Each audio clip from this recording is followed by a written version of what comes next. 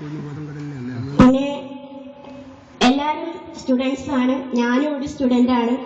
എനിക്ക് മനസ്സിലാവും ഇവിടെ നിൽക്കുന്ന കുട്ടികളുടെ ഇപ്പോഴത്തെ പ്രശ്നം.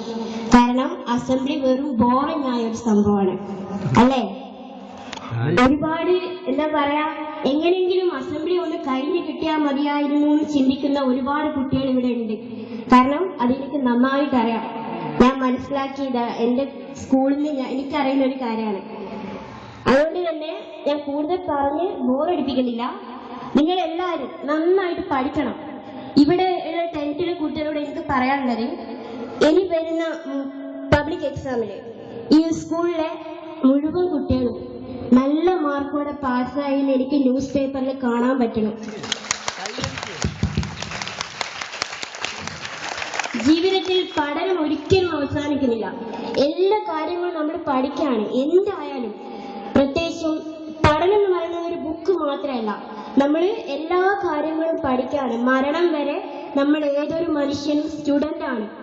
സോ എല്ലാവരും നന്നായിട്ട് പഠിക്കുക, പഠിച്ച് ഒരു എയിമോട് കൂടി പഠിക്കുക. എല്ലാവരും ലക്ഷ്യത്തിലെത്തട്ടെ എന്ന് ഞാൻ പ്രാർത്ഥിക്കുന്നു, എല്ലാവരെയും ആശംസിക്കുന്നു. നിങ്ങൾക്ക് വേണ്ടി ഞാൻ ചെറിയൊരു സ്വാഗത ഗാനം പാടാം. ഞാൻ തന്നെ എഴുതിയതാണ്, മിസ്റ്റേക്സ് ഉണ്ടാവും.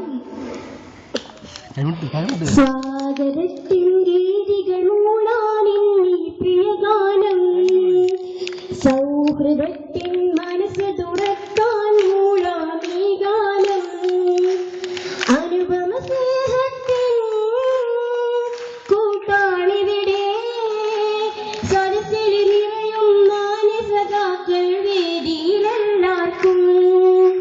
സ്വാഗതത്തിൻ രീതികൾ മൂളാനിന്നീ പ്രിയഗാനം, സൗഹൃദത്തിൻ മനസ്സ് തുറക്കാൻ മൂളാമീ ഗാനം, തേനൂറും അറിവുകൾ തേടി വന്നടയുന്ന കുരുന്നുകൾ നമ്മൾ കേൾക്കാമാനന്ദത്തിൻ സ്വാഗതമീ ഗാനം, തേനൂറും അറിവുകൾ തേടി വന്നടയുന്ന കുരുന്നുകൾ നമ്മൾ കേൾക്കാമാനന്ദത്തിൻ സ്വാഗതമീ ഗാനം.